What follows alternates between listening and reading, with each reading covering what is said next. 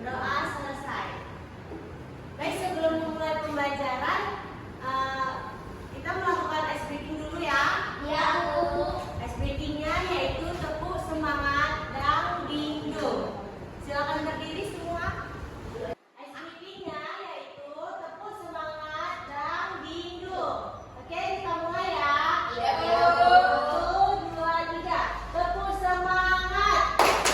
Dang dang dang. Ding ding ding. Dung dung dung. Dang dang dang. Ding ding ding. Dung dung dung. So, aha aha, ma, aha aha, na, aha aha, semangat. Oke, kita akan memulai pembelajaran hari ini tentang cerpen. Apakah ada yang tahu tentang cerpen? Saya, Bu, menceritakan suatu peristiwa, Bu. Adalah cerita pendek, Bu. Menceritakan suatu kejadian. Sama menceritakan suatu peristiwa, Bu. Ya, benar sekali. Selanjutnya ada dalam cerpen ada yang namanya unsur intrinsik. Apakah ada yang tahu apa saja unsur intrinsik dalam cerpen? Ada tema, Bu. Ya, betul. Ada alur. Ya, Amanat. ya, betul. Latar belakang. Amanat. Pesan Pesan moral. moral. Oh, itu maksud ya. Oke. Kalian sudah tahu tentang cerpen secara umum, Ibu akan menjelaskan secara detailnya ya. Iya, Bu. Cerpen atau cerita pendek adalah salah satu bentuk prosa fiksi yang menceritakan suatu peristiwa atau kejadian dengan alur cerita yang singkat dan padat. Cerpen biasanya memiliki plot yang sederhana dengan jumlah tokoh yang terbatas, serta durasi waktu dan latar yang tidak terlalu luas. Fokus cerpen biasanya lebih pada menggambarkan satu peristiwa atau konflik utama yang dialami oleh tokoh. Cerpen ditulis dengan tujuan untuk memberikan kesan kepada pembaca dalam waktu yang relatif singkat. Selanjutnya ada ciri-ciri cerpen. Yang pertama itu singkat dan padat. Yang kedua, jumlah tokoh terbatas. Yang ketiga, alur atau plot yang sederhana. Yang keempat, durasi waktu yang singkat. Yang kelima, latar yang terbatas. Dan yang keenam, mengandung pesan moral dan amanat. Yang ketujuh, menggambarkan satu peristiwa atau momen penting. Dan yang terakhir, kesan yang mendalam terhadap pembaca.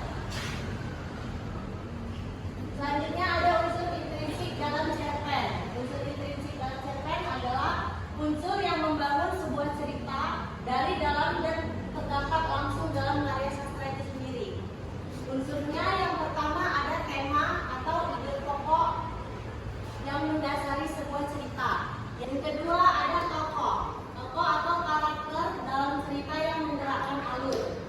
Selanjutnya ada penokohan, yaitu cara pengarang menggambarkan karakter atau sifat dari tokoh-tokoh dalam cerita.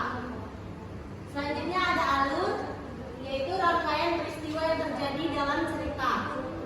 Selanjutnya ada latar tempat, waktu, dan suasana di mana peristiwa terjadi di dalam cerita. Selanjutnya ada sudut pandang, yaitu posisi atau perspektif dari mana cerita diceritakan. Selanjutnya ada amanat atau pesan moral yang ingin disampaikan oleh pengarang melalui cerita. Yang terakhir ada gaya bahasa, yaitu cara penulis menggunakan kata-kata untuk menyampaikan cerita, menciptakan suasana, dan membangun karakter. Selanjutnya ada analisis pesan moral dan dampak cerita terhadap pembaca. Yang pertama, pesan moral dalam cerita pendek atau cerpen.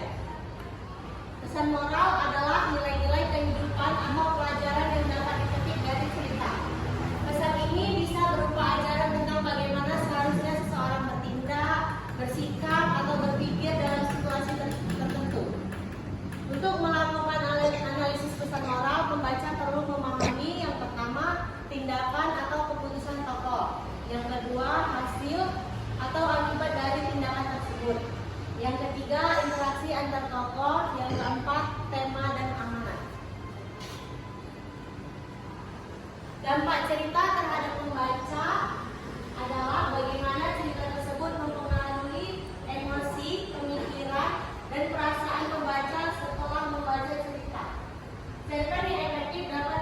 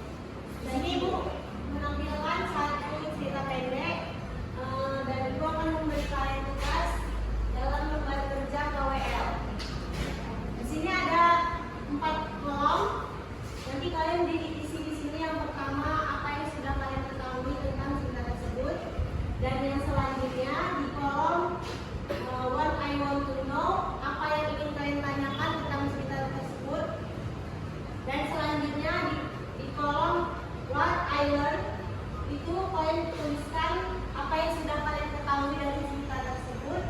Dan yang terakhir kalian tulis dampak ceritanya terhadap kalian. Ngerti? Ngerti, Bu. Sekarang bagi kelompok dulu ya. Oke, Bu.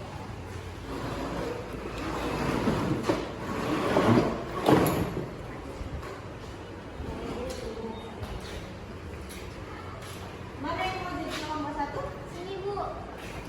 Tapi kan selalu jadi kelompok 2, Bu. 2. Kamu selalu jadi anak 2. Ibu kasih waktu 15 menit cukup? Bu.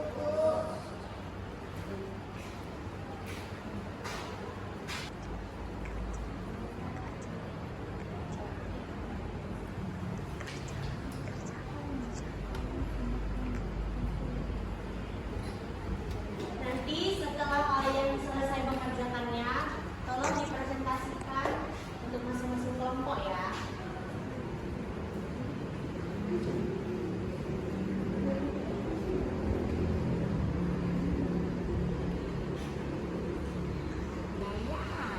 Tuliskan apa yang sudah kami ketahui tentang topik atau tema dari presentasi sebelum membaca.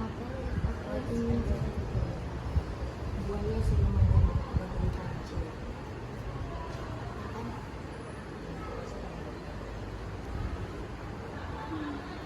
Apa yang mau diketahui? Bu, kami sudah siap, Bu.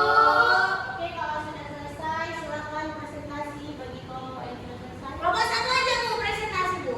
Boleh, silakan maju kelompok satu. Baiklah, saya ingin mempresentasikan hasil materi dari jawaban kami. Yang pertama yaitu apa yang sudah diketahui. Yang kami ketahui ialah cerpen tentang si kancil dan buaya. Apa yang ingin saya ketahui yaitu mengapa kancil membuat buaya merasa marah kepada kancil. Apa yang saya pelajari yaitu karena kancil telah menipu buaya. Dampak dari ceritanya yaitu buaya tidak percaya lagi dengan kancil. Baik, sekian presentasi dari saya. Baik, beri tepuk tangan dulu untuk kelompok satu. Terima kasih untuk jawabannya, untuk perwakilan setiap kelompok. Dari cerita tadi kita dapat menyimpulkan pentingnya kejujuran dalam persahabatan. Walaupun kita merasa sedih, kita tidak boleh menggunakan kejujuran kita untuk menipu seseorang dan menimbulkan masalah di kemudian hari. Baik, sekian dulu untuk pembelajaran hari ini. Ibu tutup. Terima kasih untuk antusias kalian dalam mengerjakan semua pertanyaan yang sudah diberikan. Minggu depan kita berjumpa lagi ya. Assalamualaikum. Waalaikumsalam, Bu. Hati-hati, Bu.